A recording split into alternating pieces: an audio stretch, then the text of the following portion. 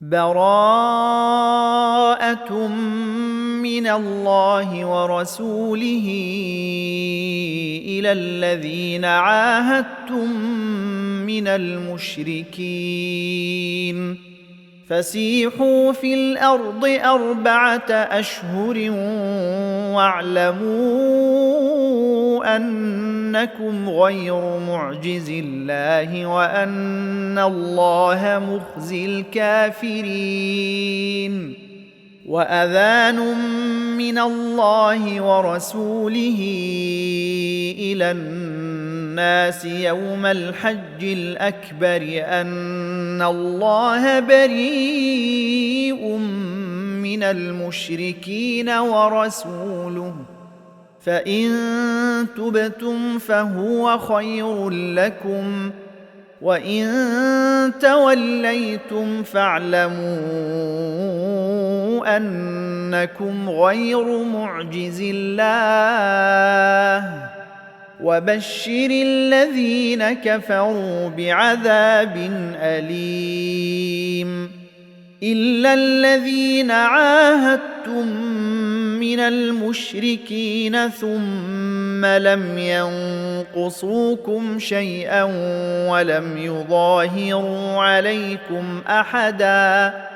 ولم يظاهروا عليكم أحدا فأتموا إليهم عهدهم إلى مدتهم إن الله يحب المتقين فإذا انسلخ الأشهر الحرم فاقتلوا المشركين حيث وجدتموهم وخذوهم واحصروهم واقعدوا لهم كل مرصد فإن تابوا وأقاموا الصلاة وآتوا الزكاة فخلوا سبيلهم إن الله غفور رحيم وإن أحد من المشركين استجارك فأجره حتى يسمع كلام الله ثم أبلغه مأمنه ذلك بأنهم قوم لا يعلمون كيف يكون للمشركين عهد عند الله وعند رسوله إلا الذين عاهدتم عند المسجد الحرام فما استقاموا لكم فاستقيموا لهم إن الله يحب المتقين كيف وإن يظهروا عليكم لا يرقبوا فيكم إلا ولا ذمة يرضونكم بأفواههم وتأبى قلوبهم وأكثرهم فاسقون اشتروا بآيات الله ثمنا قليلا فصدوا عن سبيله إنهم ساء ما كانوا يعملون لا يرقبون في مؤمن إلا ولا ذمة وأولئك هم المعتدون فإن تابوا وأقاموا الصلاة وآتوا الزكاة فإخوانكم في الدين ونفصل الآيات لقوم يعلمون وإن نكثوا أيمانهم من بعد عهدهم وطعنوا في دينكم فقاتلوا أئمة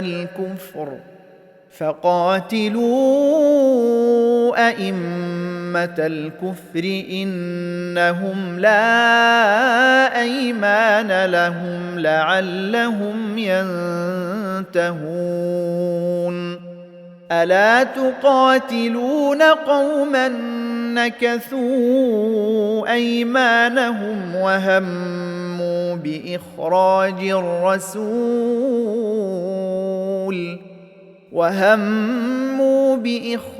الرسول وهم بدؤوكم أول مرة أتخشونهم فالله أحق أن تخشوه إن كنتم مؤمنين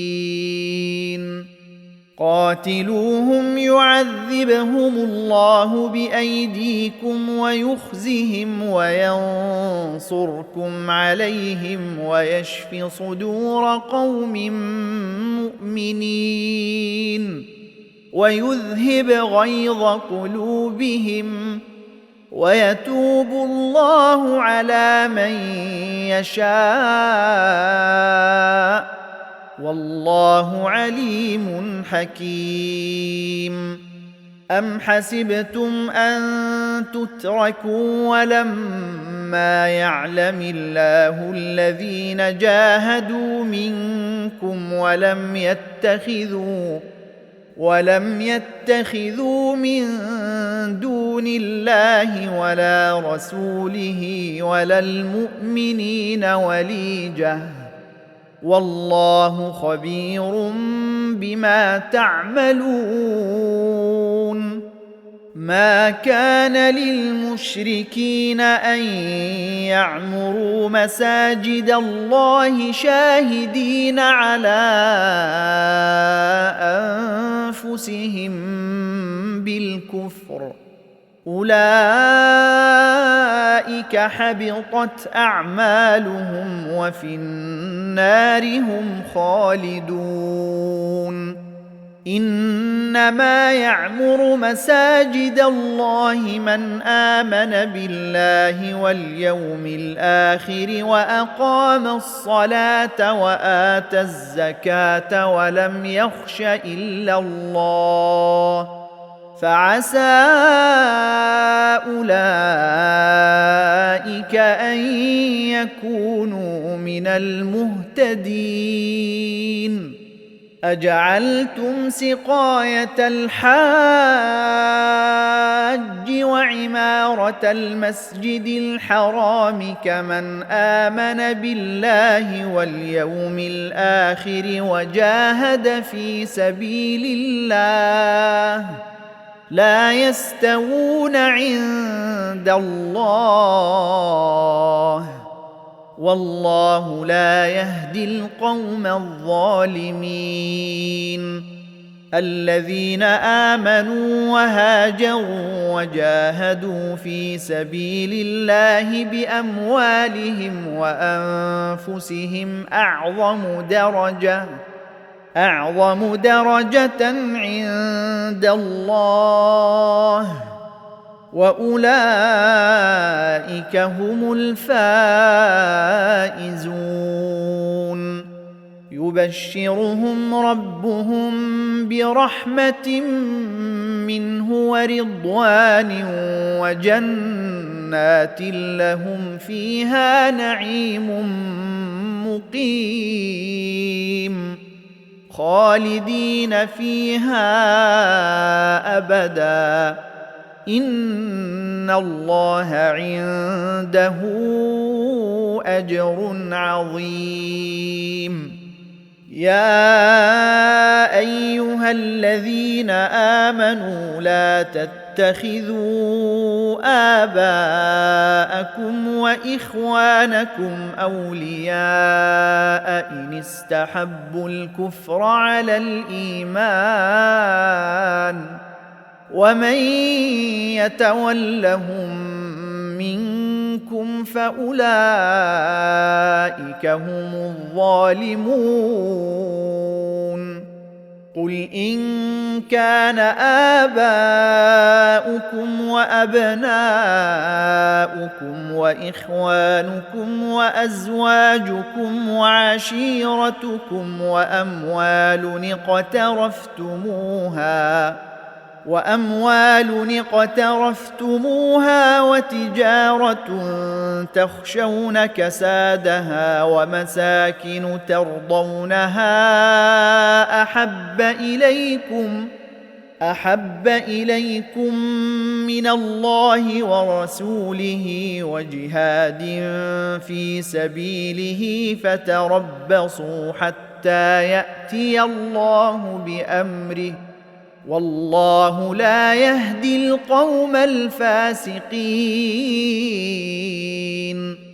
لقد نصركم الله في مواطن كثيرة ويوم حنين إذ أعجبتكم كثرتكم فلم تغن عنكم شيئا وضاقت عليكم الأرض بما رحبت ثم وليتم مدبرين. ثم أنزل الله سكينته على رسوله وعلى المؤمنين وأنزل جنودا لم تروها وعذب الذين كفروا وذلك جزاء الكافرين. ثم يتوب الله من بعد ذلك على من يشاء والله غفور رحيم.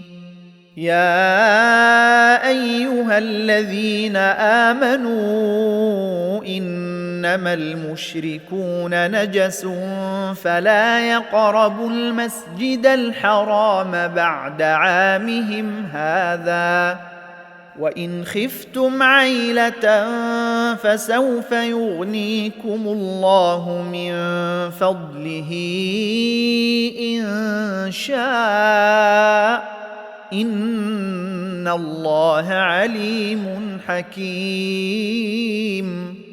قاتلوا الذين لا يؤمنون بالله ولا باليوم الآخر ولا يحرمون ما حرم الله ورسوله ولا يدينون دين الحق من الذين أوتوا الكتاب حتى يعطوا الجزية عن يد وهم صاغرون. وقالت اليهود عزير ابن الله وقالت النصارى المسيح ابن الله ذلك قولهم بأفواههم يضاهئون قول الذين كفروا من قبل قاتلهم الله أنى يؤفكون.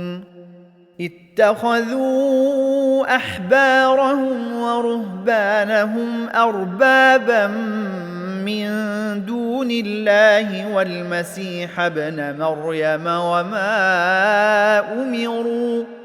وما أمروا إلا ليعبدوا إلها واحدا لا إله إلا هو سبحانه عما يشركون. يريدون أن يطفئوا نور الله بأفواههم ويأبى الله إلا أن يتم نوره ولو كره الكافرون.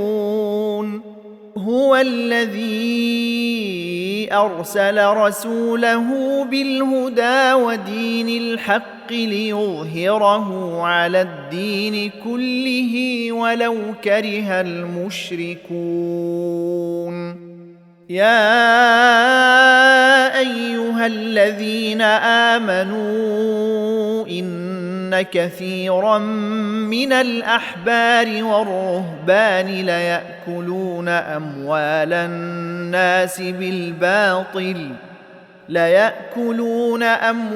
الناس بالباطل ويصدون عن سبيل الله. والذين يكنزون الذهب والفضة ولا ينفقونها في سبيل الله فبشرهم بعذاب أليم يوم يحمى عليها في نار جهنم فتكوى بها جباههم وجنوبهم وظهورهم هذا ما كنزتم لأنفسكم فذوقوا ما كنتم تكنزون. إن عدة الشهور عند الله 12 شهرا في كتاب الله يوم خلق السماوات والأرض منها 4 حرم ذلك الدين القيم فلا تظلموا فيهن أنفسكم وقاتلوا المشركين كافة كما يقاتلونكم كافة واعلموا أن الله مع المتقين. إنما النسيء زيادة في الكفر يضل به الذين كفروا يحلونه عاما ويحرمونه عاما ليواطئوا عدة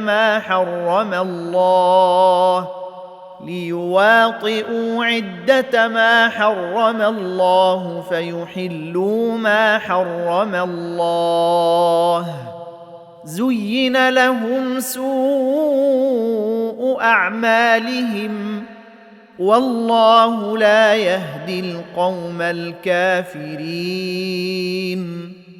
يا أيها الذين آمنوا ما لكم إذا قيل لكم انفروا في سبيل الله اثاقلتم إلى الأرض أرضيتم بالحياة الدنيا من الآخرة فما متاع الحياة الدنيا في الآخرة إلا قليل. إلا تنفروا يعذبكم عذابا أليما ويستبدل قوما غيركم ولا تضروه شيئا والله على كل شيء قدير. إلا تنصروه فقد نصره الله إذ أخرجه الذين كفروا ثاني اثنين إذ هما في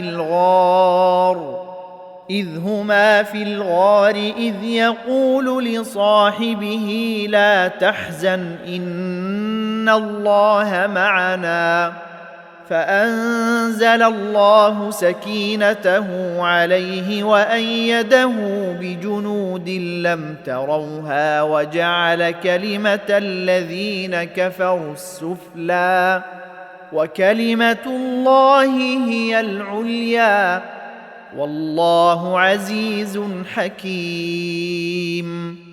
انفروا خفافا وثقالا وجاهدوا بأموالكم وأنفسكم في سبيل الله ذلكم خير لكم إن كنتم تعلمون.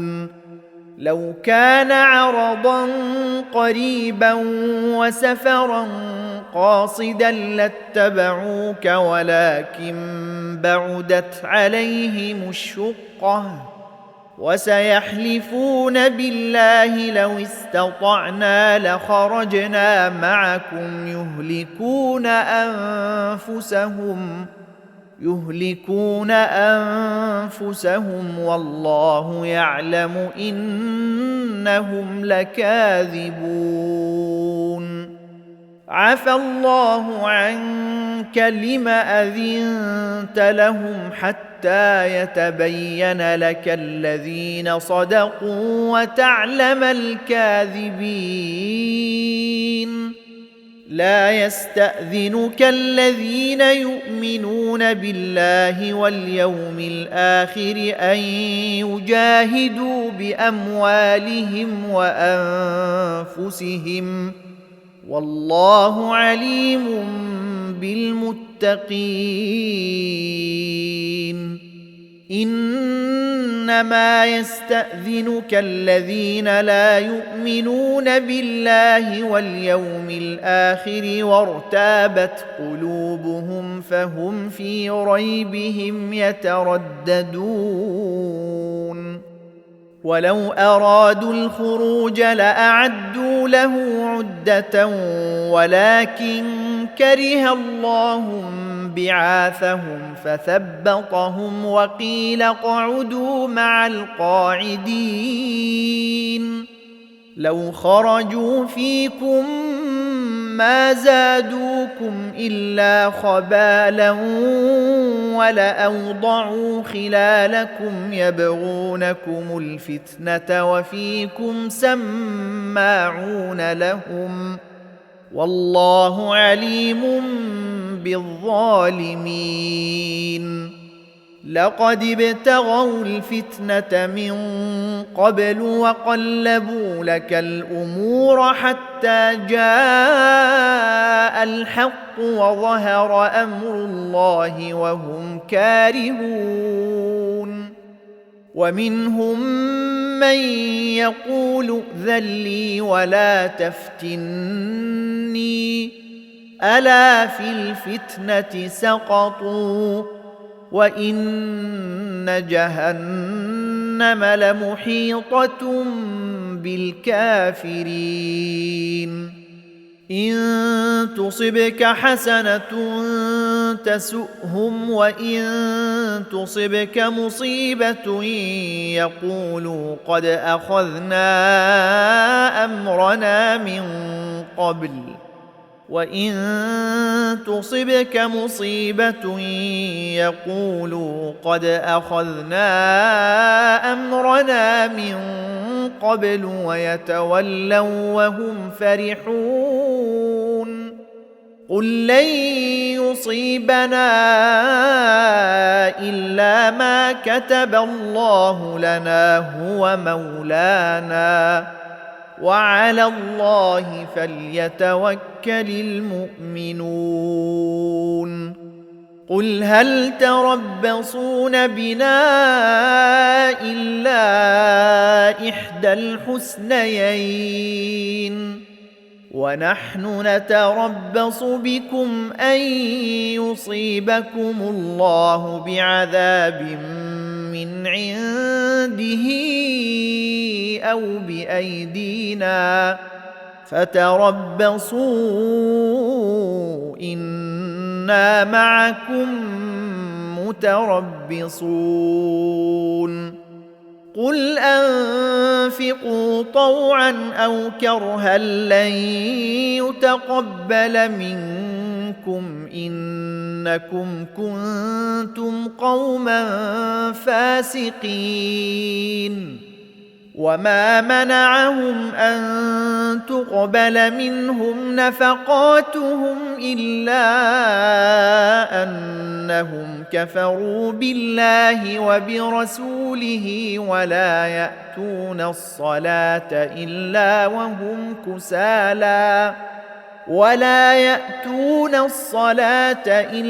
وهم كسالى ولا ينفقون إلا وهم كارهون. فلا تعجبك أموالهم ولا أولادهم إنما يريد الله الله ليعذبهم بها في الحياة الدنيا وتزهق أنفسهم وهم كافرون ويحلفون بالله إنهم لمنكم وما هم منكم ولكنهم قوم يفرقون لو يجدون ملجأ أو مغارات أو مدخلا لولوا إليه وهم يجمحون ومنهم من يلمزك في الصدقات فإن أعطوا منها رضوا وإن لم يعطوا منها إذا هم يسخطون ولو أنهم رضوا ما آتاهم الله ورسوله وقالوا حسبنا الله سيؤتينا الله من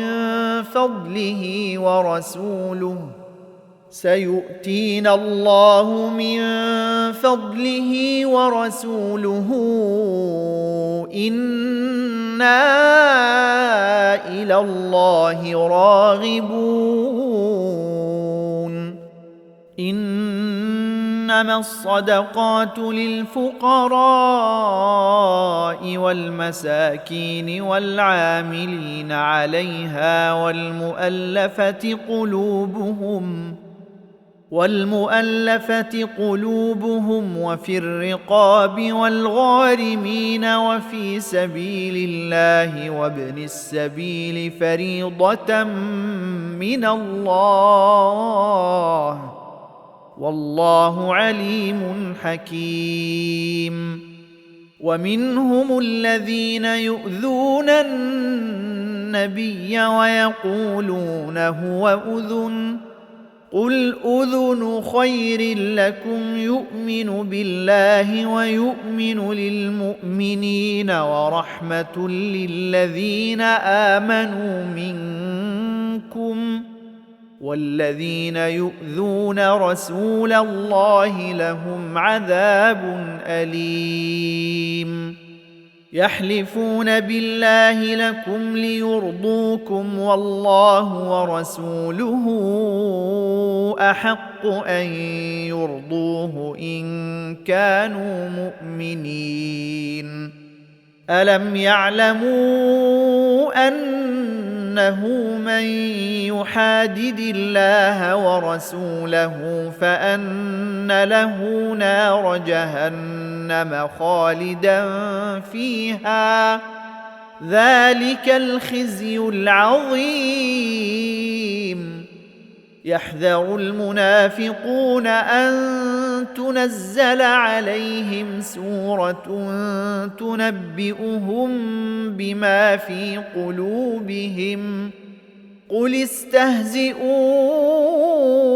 إن الله مخرج ما تحذرون ولئن سألتهم ليقولن إنما كنا نخوض ونلعب قل أبالله وآياته ورسوله كنتم تستهزئون لا تعتذروا قد كفرتم بعد إيمانكم إن نعف عن طائفة منكم نعذب طائفة بأنهم كانوا مجرمين المنافقون والمنافقات بعضهم من بعض يأمرون بالمنكر وينهون عن المعروف ويقبضون أيديهم نسوا الله فنسيهم إن المنافقين هم الفاسقون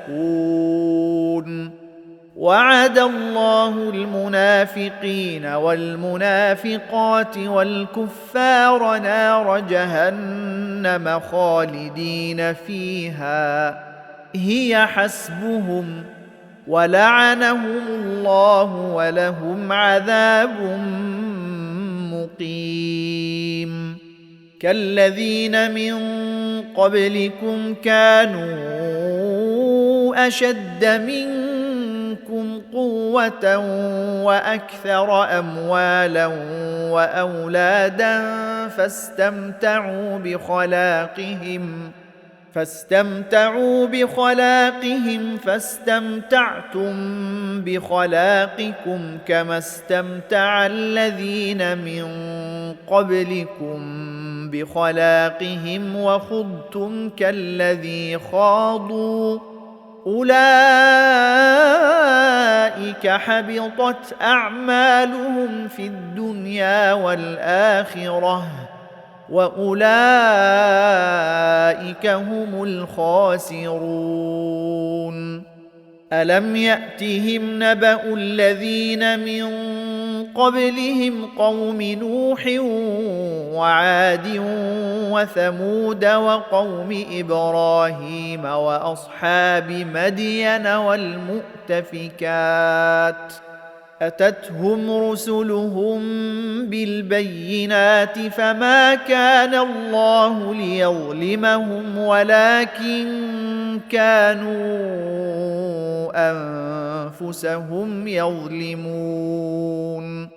والمؤمنون والمؤمنات بعضهم أولياء بعض يأمرون بالمعروف وينهون عن المنكر ويقيمون الصلاة ويؤتون الزكاة ويطيعون الله ورسوله أولئك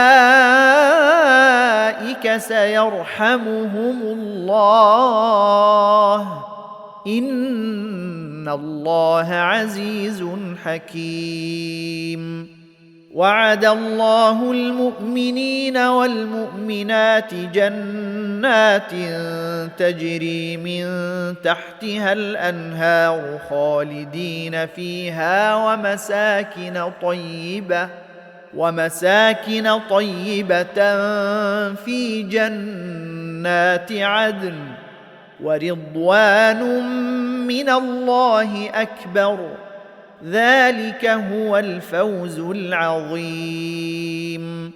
يا أيها النبي جاهد الكفار والمنافقين واغلظ عليهم ومأواهم جهنم وبئس المصير. يحلفون بالله ما قالوا ولقد قالوا كلمة الكفر وكفروا بعد إسلامهم وهموا بما لم ينالوا وما نقموا إلا أن أغناهم الله ورسوله من فضله فإن يتوبوا يك خيرا لهم وإن يتولوا يعذبهم الله عذابا أليما في الدنيا والآخرة وما لهم في الأرض من ولي ولا نصير. ومنهم من عاهد الله لئن آتانا من فضله لنصدقن ولنكونن من الصالحين فلما آتاهم من فضله بخلوا به وتولوا وهم معرضون.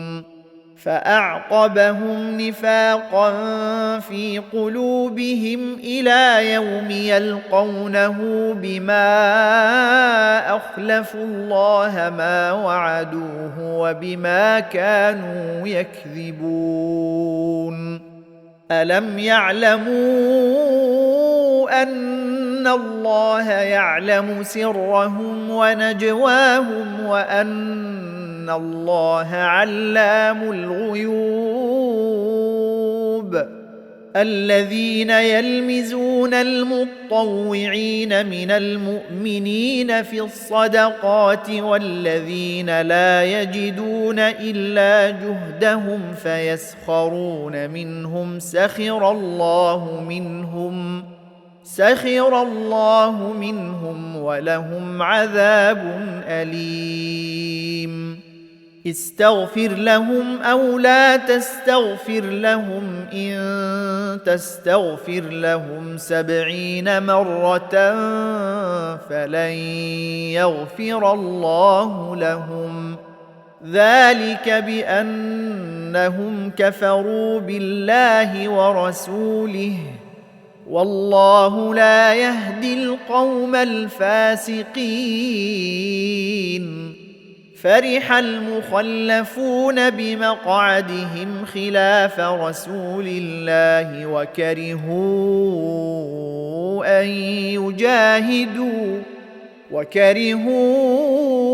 أن يجاهدوا بأموالهم وأنفسهم في سبيل الله وقالوا لا تنفروا في الحر قل نار جهنم أشد حرا لو كانوا يفقهون. فليضحكوا قليلا وليبكوا كثيرا جزاء بما كانوا يكسبون. فإن رجعك الله إلى طائفة منهم فاستأذنوك للخروج فقل لن تخرجوا معي أبدا ولن تقاتلوا معي عدوا إنكم رضيتم بالقعود أول مرة فاقعدوا مع الخالفين. ولا تصل على أحد منهم مات أبدا ولا تقم على قبره إنهم كفروا بالله ورسوله وماتوا وهم فاسقون. ولا تعجبك أموالهم وأولادهم إنما يريد الله أن يعذبهم بها في الدنيا وتزهق أنفسهم وهم كافرون. وإذا أنزلت سورة أن آمنوا بالله وجاهدوا مع رسوله استأذنك أولو الطول منهم وقالوا ذرنا نكن مع القاعدين. رضوا بأن يكونوا مع الخوالف وطبع على قلوبهم فهم لا يفقهون. لكن الرسول والذين آمنوا معه جاهدوا بأموالهم وأنفسهم وأولئك لهم الخيرات وأولئك هم المفلحون. أعد الله لهم جنات تجري من تحتها الأنهار خالدين فيها ذلك الفوز العظيم. وجاء المعذرون من الأعراب ليؤذن لهم وقعد الذين كذبوا الله ورسوله سيصيب الذين كفروا منهم عذاب أليم.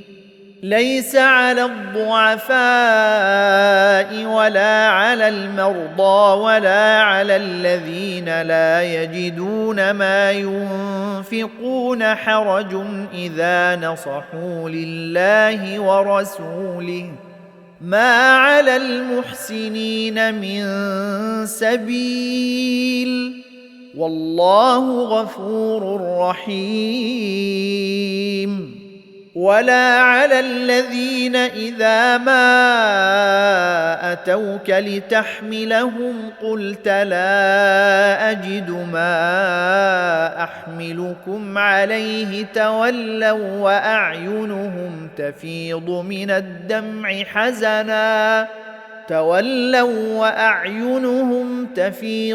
الدمع حزنا ألا يجدوا ما ينفقون.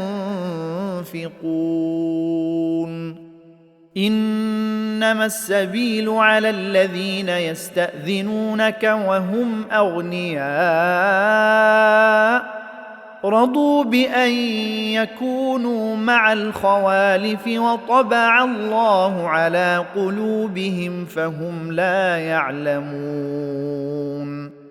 يعتذرون إليكم إذا رجعتم إليهم قل لا تعتذروا لن نؤمن لكم قد نبأنا الله من أخباركم وسيرى الله عملكم ورسوله ثم تردون إلى عالم الغيب والشهادة فينبئكم بما كنتم تعملون.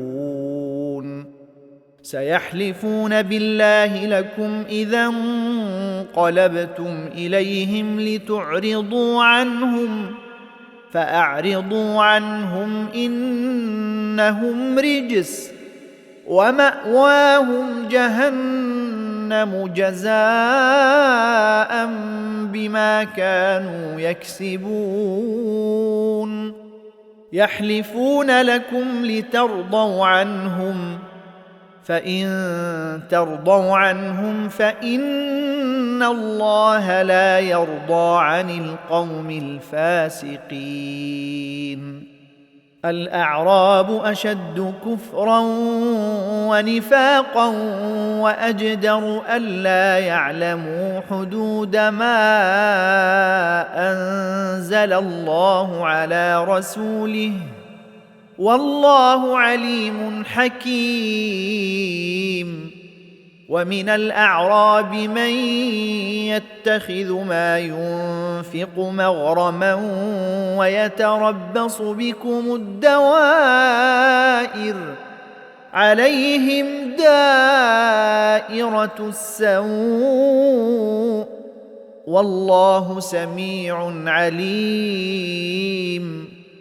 ومن الأعراب من يؤمن بالله واليوم الآخر ويتخذ ما ينفق قربات عند الله وصلوات الرسول ألا إنها قربة لهم سيدخلهم الله في رحمته إن الله غفور رحيم. والسابقون الأولون من المهاجرين والأنصار والذين اتبعوهم بإحسان رضي الله عنهم ورضوا عنه وأعد لهم جنات تجري تحتها الأنهار خالدين فيها أبدا ذلك الفوز العظيم.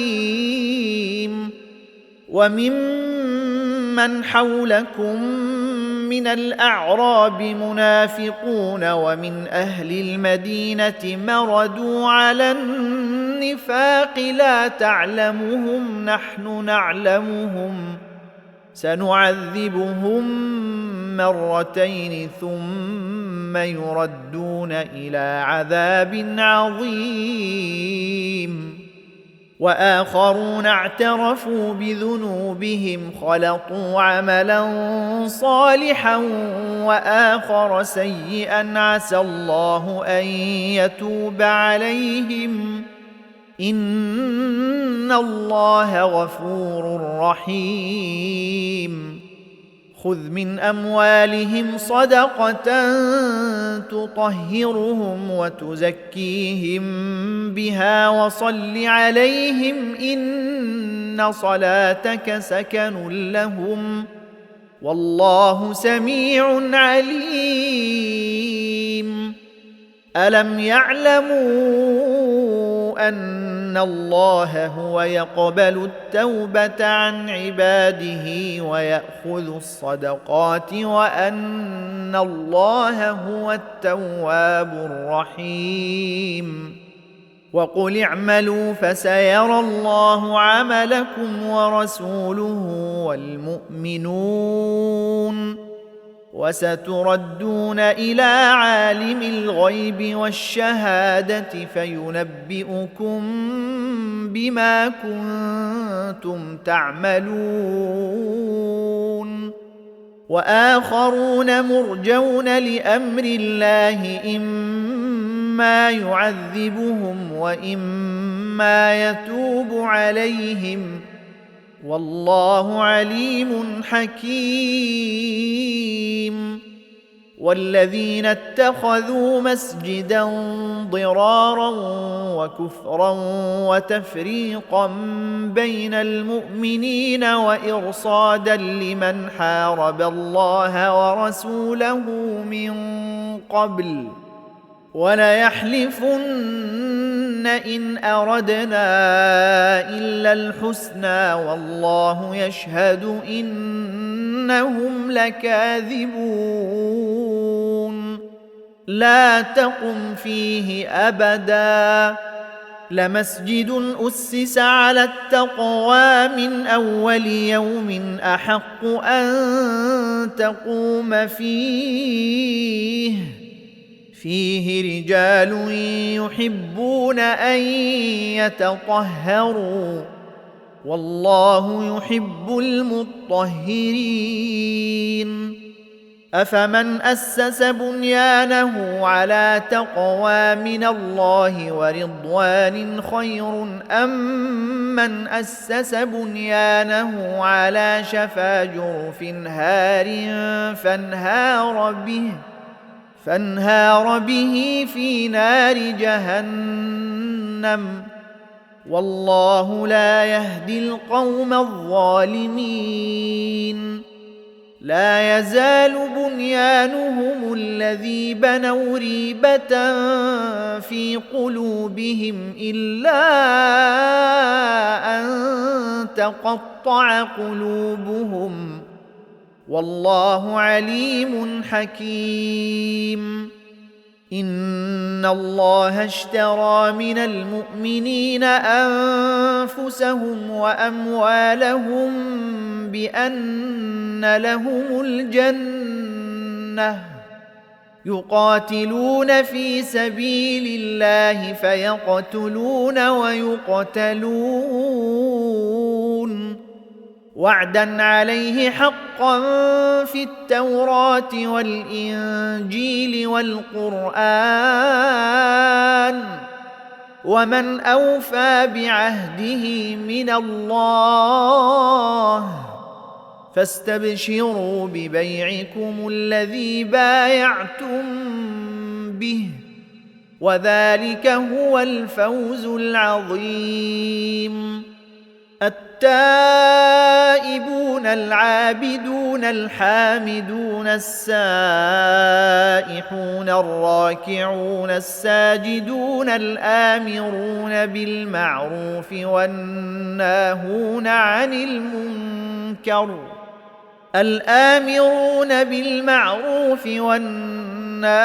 عن المنكر والحافظون لحدود الله وبشر المؤمنين. ما كان للنبي والذين آمنوا أن يستغفروا للمشركين ولو كانوا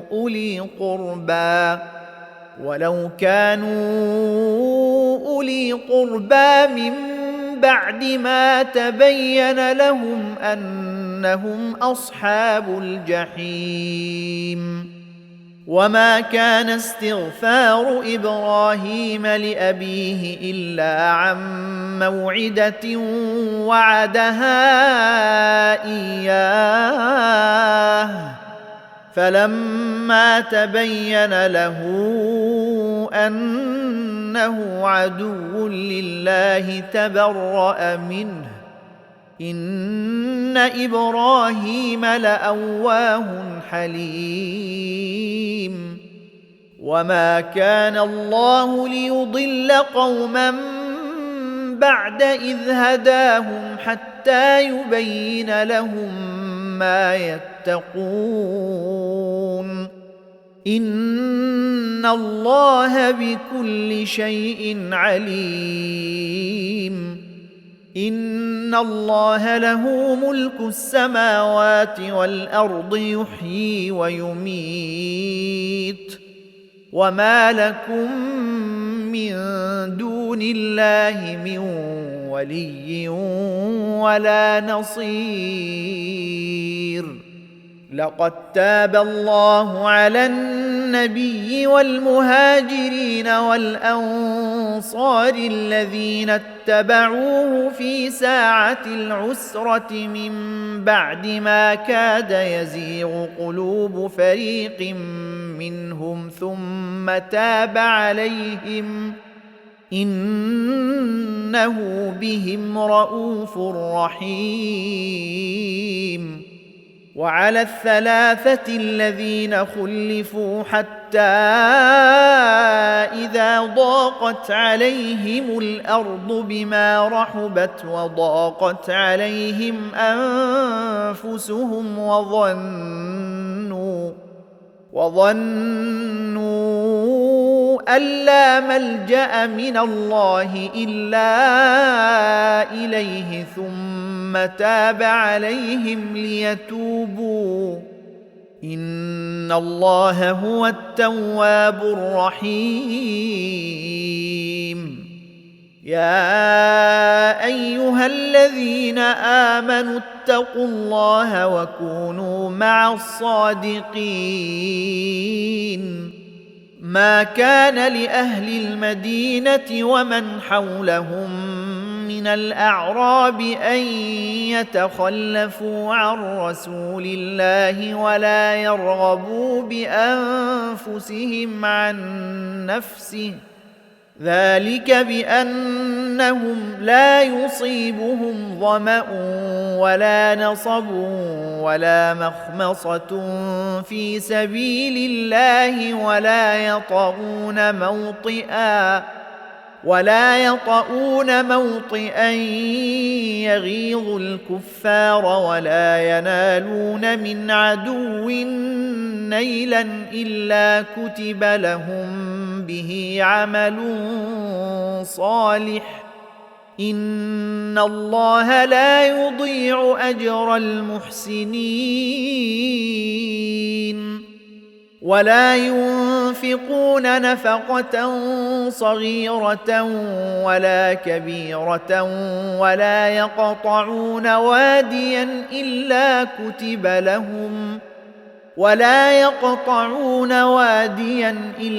كتب لهم ليجزيهم الله أحسن ما كانوا يعملون. وما كان المؤمنون لينفروا كافة فلولا نفر من كل فرقة منهم طائفة ليتفقهوا في الدين ولينذروا